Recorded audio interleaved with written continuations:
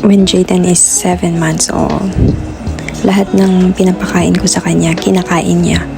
But when we went to the Philippines for 3 months, yun, nagbago yung appetite niya. Kaya parang it bothers me so much because every day I always think kung ano na naman yung ipapakain ko sa kanya.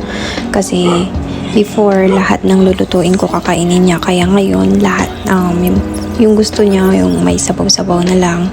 Ganon. Pero I'm so happy kasi dahil sa vitamins niya ngayon na yung may zinc, ascorbic acid with zinc at multivitamins with fluoride, ay bumalik yung appetite niya na kumain. Kaya I'm so happy and so grateful. Kaya sana tuloy-tuloy na para maging malusog yung anak ko.